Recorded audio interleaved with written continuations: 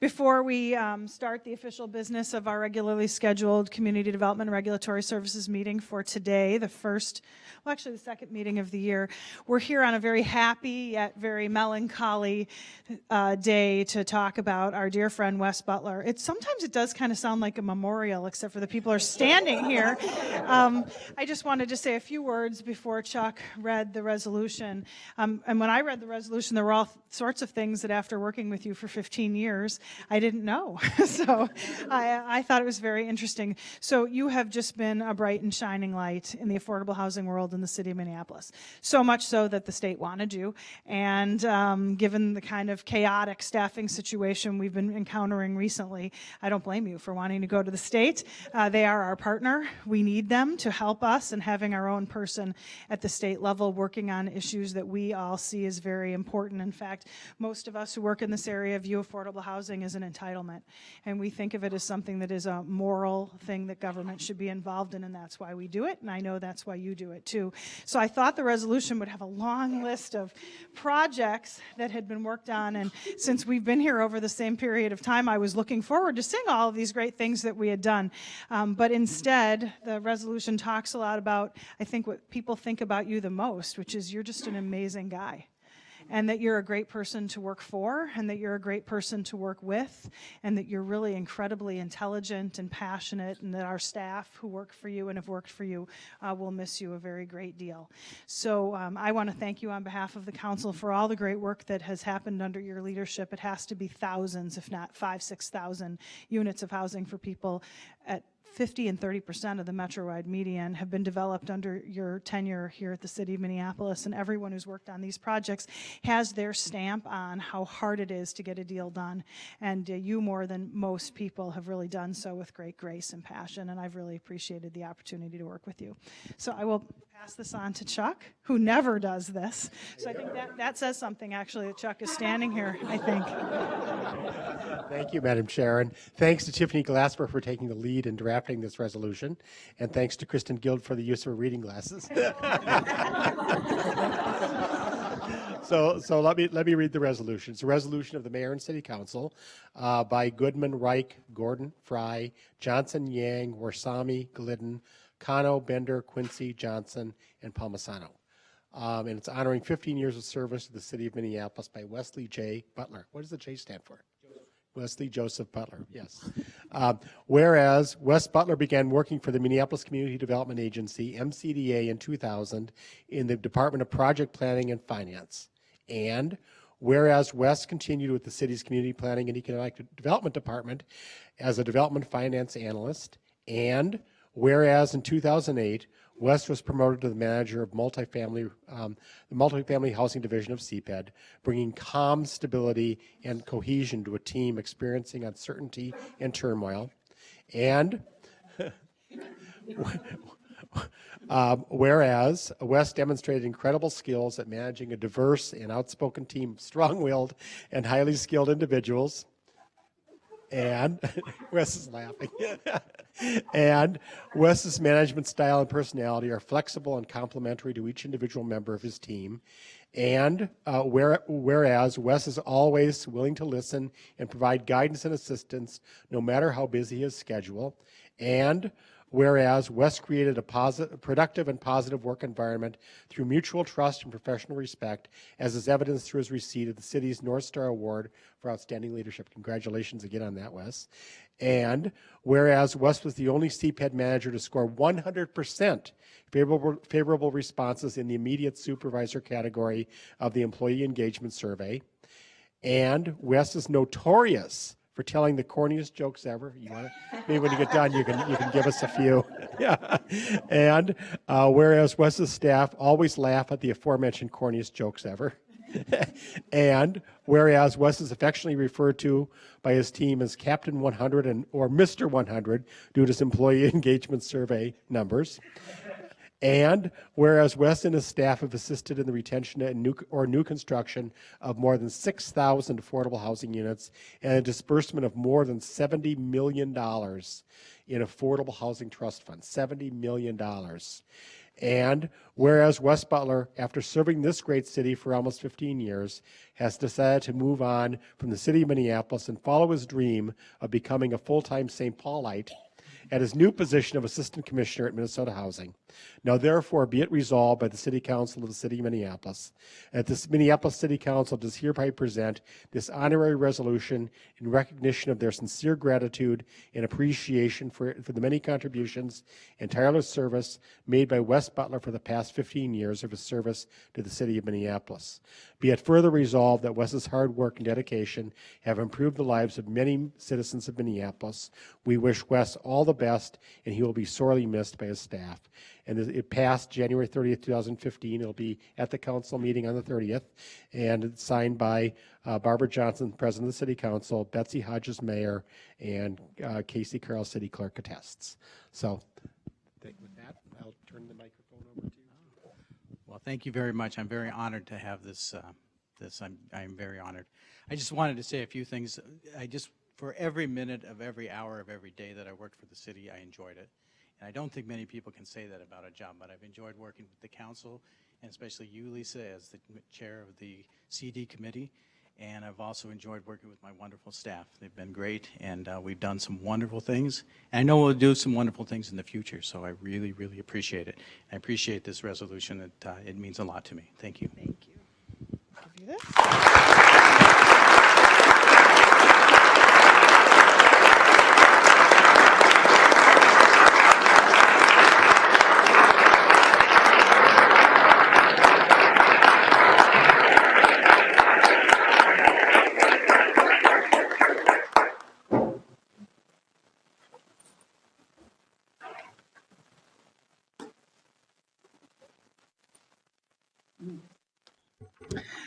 Okay, with the remainder of the agenda, we have a fairly lengthy consent agenda. They are items 6 through 17.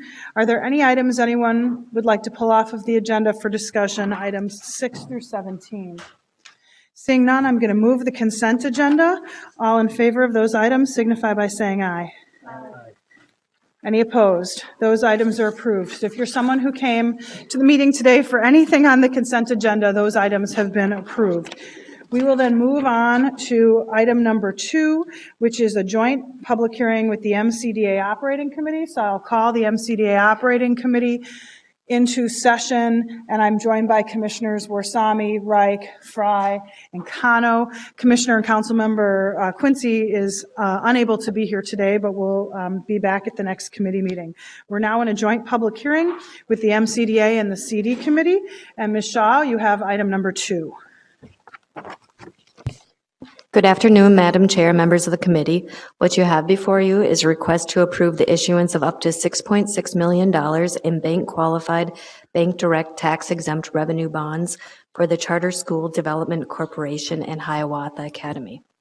The bonds will be issued to construct a 38,000 square foot, 2-story middle school building on the property of 1611 East 46th Street. All of Hiawatha Academy schools, currently Northrop, Morris Park, and the Pleasant Avenue locations, are owned by Charter School Development Corp., then leased to and operated by Hiawatha Academies. The bonds will be unrated and will be sold to qualified institutional investors only, and we do have individuals available from the project to answer any questions that you may have. Are there any questions for Ms. Shaw on item number 2? I'll note this item, part of it was up in front of us last year. We had elected to move this forward into 2015 so that we would be able to issue these bonds ourselves. So if it looks familiar to you, it's because it is, but we're anxious to get going on it today.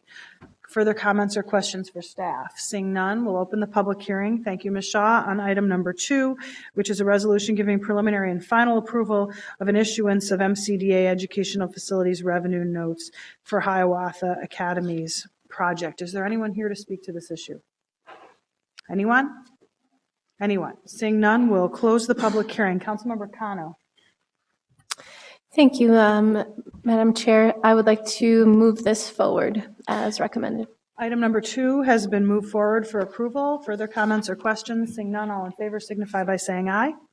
Aye. Any opposed? That item is approved. Thank you I know there are folks from Hiawatha Academies here today. Thank you for being here and for your patience as well. We'll then move on to item number 3, Green Homes North Program Round 4 funding. Ms. Sjoquist, welcome. Thank you. Good afternoon, Madam Chair, members of the committee. Before you is a request for approval of Green Homes North Program Round 4 funding awards and the land sale public hearing to construct 13 new green homes as identified in the report attached to the agenda. I do encourage everyone to go out to the city's website, Green Homes North, to look at the designs of these 13 new, beautiful, well-designed, sustainable homes. And with that, I thank you for your time and would be happy to take any questions. Ms. Sjoquist, the report's pretty impressive. I'm wondering if you could just recap where we're at. This is, with the approval of these homes and their sale today, we'll be over halfway towards our goal of creating 100 homes in partnership with for-profit and nonprofit organizations. Maybe you could just talk a little bit about the progress we've made, the sales that have happened, what's on the market.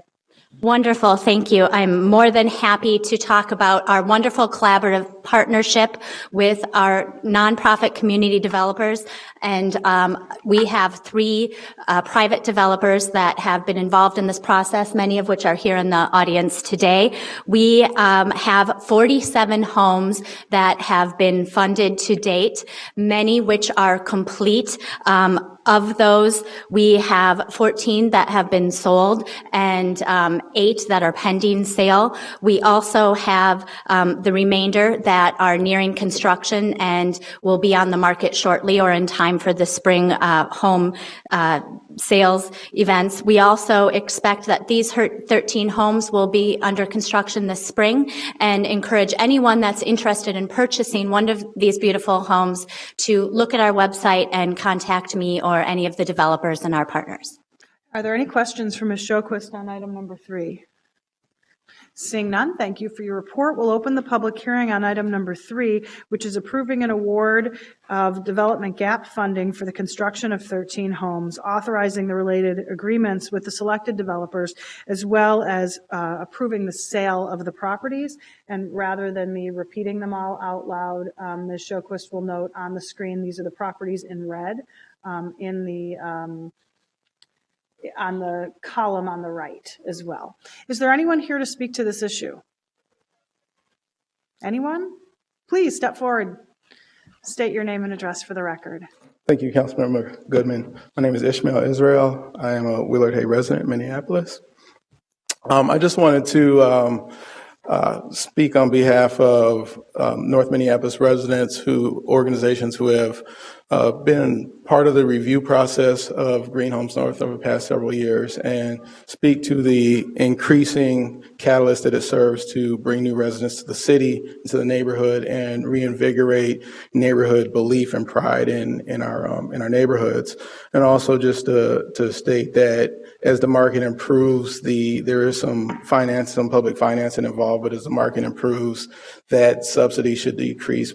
So I want to encourage the council to continue the support of the program. We've been seeing some good things in it, and it does have a decent public engagement process. So thank you. Thank you for your testimony. Is there anyone else here to speak to this issue? Anyone? Anyone? Seeing none, I'll close the public hearing. Councilmember Reich. Madam Chair, I move this item for approval. Approval of item number 3 has been moved. Further comments or questions? Seeing none, all in favor signify by saying aye. Aye. Any opposed? That item is approved. We'll then move on to our last. Thank you, Ms. Sjoquist. Mr. Israel, thank you for being here today. We'll then move on to item number 18, which is the Humboldt Greenway Single Family Residential Housing Development Project. Ms. Sjoquist. Welcome. Thank you. Thank you, Madam Chair. I am before you again this afternoon, council members, to request the authorization of the execution of the option to purchase agreement and the purchase agreement with Hennepin County and to authorize the appropriation of $23,500 to cover the option fee. By way of background, this is a cooperative effort, and Hennepin County is here today as well, to put the Humboldt Greenway properties back into productive, taxable use and to redevelop these properties as single-family residential housing. These agreements will allow the city to re-engage in the public process to identify potential developers for the redevelopment of high-quality, high-value, market-rate single-family homes on the remaining vacant lots in the Humboldt Greenway development project. This includes 49 city-owned vacant lots and 47 Hennepin County tax forfeit lots. The purchase price for each parcel will be at the appraised market value of $1 per square foot. And this is where I see as the subsidy that the city of Minneapolis and the Hennepin County will be putting in to these beautiful properties in the gorgeous Humboldt Greenway, where we will be able to attract developers to come in and buy and build homes. This is really building on the work of Green Homes North, where we have homes, single-family homes in neighborhoods in North Minneapolis selling for between $165,000 and $225,000, which has really spurred the market. We had a home sell recently in Willard Hay for $350,000. We are hearing from the development community and from the neighborhoods that the time is right now in this market to move forward with the redevelopment of these parcels in partnership with the county and the community, and we will have the Humboldt Greenway project reviving the Humboldt Greenway neighborhood again. So thank you. I'd be happy to take any questions. Okay, I know Mr. Strand is here, and probably like me, he was here when this first started as well. I'm just wondering if you could say a few words of what the vision, if you could come up and just say a few words about what the vision was with the city and the county in terms of putting in this greenway and trying to spur redevelopment. It was such a long time ago that I think that maybe folks forget what this area was like prior to the time that the county and the city jointly invested in trying to make a community from nothing in this location. We're lucky that you're here and know a lot about the history. Thank you, Chair Goodman and council members. Apologize for my hoarseness today, but it's a tall order. And as a resident, as well as a Hennepin County employee, resident of North Minneapolis in the area, and I served on the Resident Advisory Committee, I would say that the vision that came about through Hennepin County Housing, Community Works, and Transit in cooperation with the city and the former MCDA was to take obsolete housing stock that was mostly post-war, largely single level, very dilapidated, and replace it with, and this is sort of a personal view, not the official spokesperson, to replace it with housing opportunities such as the townhomes, the high-quality single-family homes that were developed. And then, of course, as we know, regrettably, as outlined in the staff report for the city, the housing market collapse coincided with the stoppage of work on the 5th edition. So the city acquired some of the properties, Hennepin County through tax forfeiture acquired others. So I'm pleased to have worked with CPED department staff as well as the civil division and the city attorney's office staff to come up with this what seems like a reasonable, workable partnership to leave behind some of the baggage related to, special assessments, administrative costs incurred, and to move forward and get new housing opportunities in the Lynn Bohan and Shingle Creek neighborhoods area. Thank you, and thank you for being here today. Thank you. Are there any questions from Mr. Strand or Ms. Sjoquist? I realize it's kind of a confusing report for people who haven't been here to have us. Unfortunately, I was here to see it at the beginning, so I have a good sense of why this is such great progress moving forward. Are there other questions for staff? Anyone? Okay, seeing none, I'm going to move approval of the staff recommendation and make a special note to thank staff from Hennepin County and CPED for trying to figure out a way to move forward. Hopefully Heritage Park will be next. We'll take all of these sections of town that were stalled during the housing crisis and work together with our partners in MPHA or the county to try to get these properties out to developers so that we can help increase the residential base in the city, especially on the north side. So further comments or questions? Seeing none, all in favor signify by saying aye. Aye. Any opposed? That item is approved. We'll then move on to item number 19, the Hollywood Theater project. Mr. Mercer, welcome. Good afternoon. My name is Miles Mercer, and I'm in the Business Development Group at CPED. Today, we are asking you to accept and appropriate a legacy grant awarded by the Minnesota Historical Society for the Hollywood Theater project. The Hollywood Theater is a historic property located at 2815 Johnson Street Northeast and is currently owned by the city. Last year, the city approved the sale of the Hollywood to local developer Andrew Volna. Since then, we have executed a redevelopment contract for the transfer of the property that obligates Volna to make certain improvements that will stabilize and preserve the building. To assist in the funding, the city and Volna applied for a legacy grant from the Minnesota Historical Society from the Arts and Cultural Heritage Fund. This past fall, the Historical Society awarded the Hollywood Theater a grant of $262,000. Since then, staff and Volna have been working through the requirements that come with the grant and have refined the grant agreement language. The award of this grant is good news. It is a validation of the historic importance of the Hollywood Theater and strengthens the developer's ability to realize the successful rehabilitation of the building. Staff recommends approval of this item. Thank you for this good news report. Are there any comments or questions on item number 19? Councilmember Reich. Thank you, Madam Chair, and I would just echo what staff stated. This is good news, and the outcome that we're trying to achieve, of course, we're now closer to it, but I really want to underscore the work that's been going on from our staff, Andrew Volna's team, Megan, having the kind of professionalism and consistency and discipline to be not just bedazzled by the idea of an outcome, but being able to take the steps methodically and professionally to get to that outcome. I think that's what the story is here that doesn't always get told. But the community will appreciate the end result as well. But I just want to congratulate the team and really the staff. The community looks to the staff and the developer as a team. When they present, it really is that sort of iteration between the stakeholders and the team. And I think that goes to the style of our staff and their approach to it. So kudos. Thank you. On Councilmember Reich's motion to approve the staff recommendation to accept the grant, all in favor signify by saying aye. Aye. Any opposed? That item is approved. We'll move on to our remaining item, which is item number 20, extension of the Praxis Foods exclusive development rights. Ms. Grossen, welcome.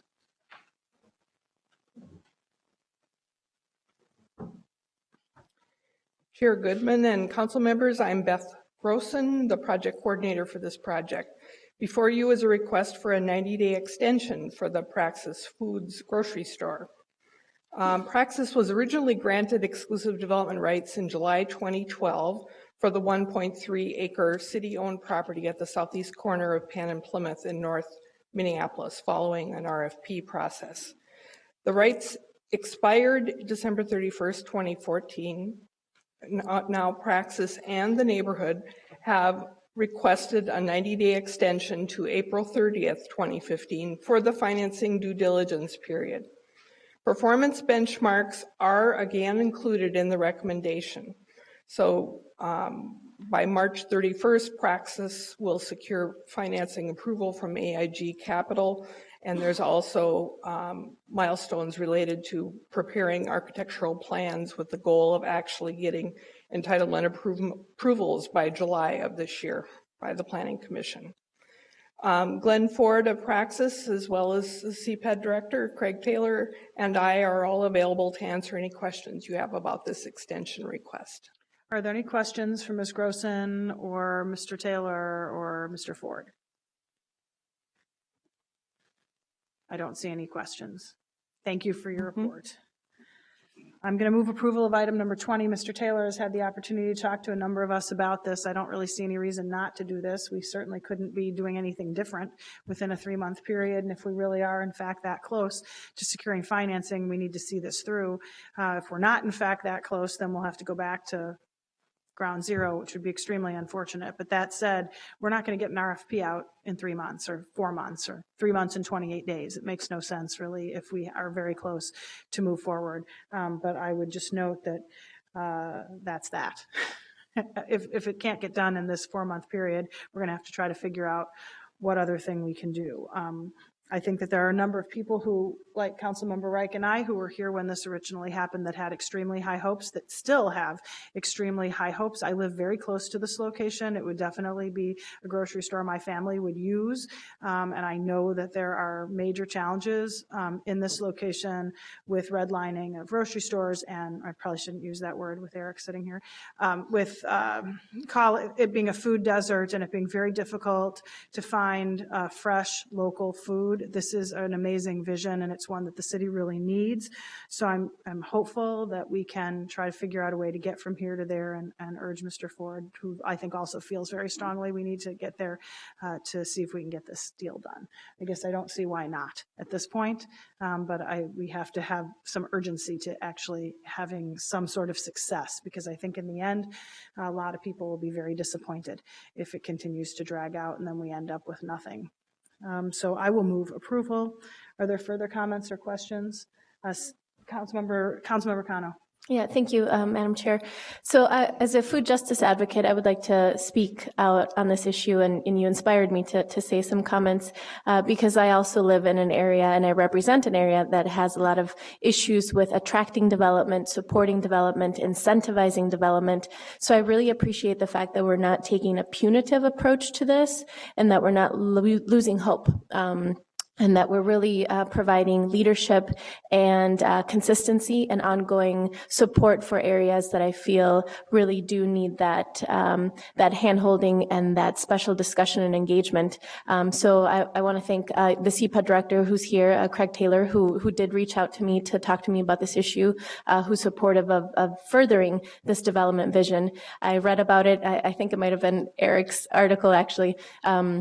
That one of the issues had been that the financing package was being held up externally, not by the city, because they needed some kind of aquaponics component to it. And I think that's actually pretty cool. I think it's really unique and dynamic to be able to have a sustainability vision partnered with a community development approach in areas where you have a lot of low-income people and communities of color, because many times we are seen as sort of the communities that don't really adapt to these discussions of recycling and energy participation, when in fact poor people invented recycling, poor people invented reusing materials. So I champion that vision and that idea, and I fully support it. Are there further comments or questions with regard to the staff recommendation? Seeing none, all in favor signify by saying aye. Aye. Any opposed? That item is approved. We'll then go back to items 4 and 5. Mr. Wilson, on item number 4. Thank you, Madam Chair, committee members. We have an application by the Canned Beers Restaurant at 116 First Avenue North to expand their premises, including liquor sale premises, for a new sidewalk cafe. Tangiers has operated at this address since April of 2013. I'm sorry. The sidewalk cafe will have 6 tables and will seat 24 patrons. They will not have any kind of outdoor entertainment or speakers on the exterior of the premises. A public hearing is required for this expansion, and we notified all residents and property owners. We mailed 43 notices, and we posted all the common areas of multi-unit buildings. This has been posted on our website, and we've also notified all business associations and residential associations. They seem to meet all of the requirements of our codes. We received no responses from our mailings and notifications, and staff's recommendation is to approve.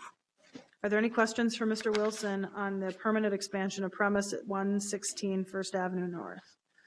Seeing none, we'll open the public hearing on item number 4. Is there anyone here to speak to this issue? Anyone? Anyone? Seeing none, we'll close the public hearing. Councilmember Frye. Thank you, Madam Chair. I move approval of this item. Approval of item number 4 has been moved. Further comments or questions? Seeing none, all in favor signify by saying aye. Aye. Any opposed? That item is approved. Then we'll move on to our remaining item, which is item number 5. Mr. Wilson.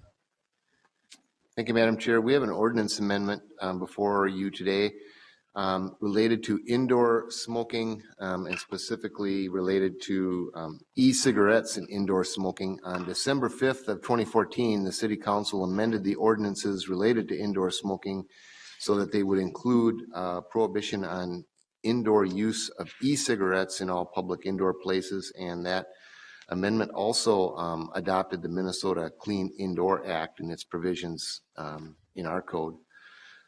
Tobacco product sampling ordinances did not properly address the e-cigarette issues for retailers of e-cigarettes.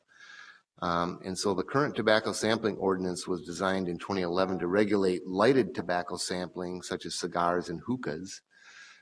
So this amendment today just adopts these regulations so that exclusive tobacco retailers can also allow indoor sampling of e-cigarettes. We did a notification process for this ordinance amendment. We notified all tobacco dealers, business associations, and neighborhood associations. We've had it on our website for about 3 weeks. We have not received any responses for or against the amendment. We did reach out to the e-cigarette Retailers Association and discussed this with them several weeks ago. Staff's recommendation is that you adopt the amendment as written. Are there any questions for Mr. Wilson with regard to this ordinance amendment? Seeing none, we'll open the public hearing on item number 5, which is an ordinance amendment with regard to indoor sampling of e-cigarettes. Is there anyone here to speak to this issue? Anyone? Anyone? Please step forward, state your name and address for the record.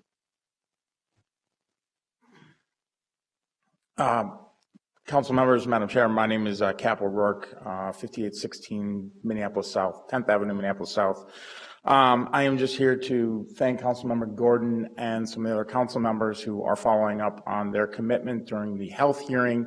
I just want to clarify that this is, there were 2 questions that we had for Mr. Wilson, and he clarified those. One was to make sure that employees would not be impacted by this rewrite, and the reason that that is important is with these devices being as technical they are, we often have employees that have to demonstrate them and have to troubleshoot them, and they turn them on and off. And just to clarify that that would not be prohibited, and he assured me that that was the case. But other than that, if you have any questions about how why this is important or not, I would be more than welcome to answer them. But we thank you for this effort.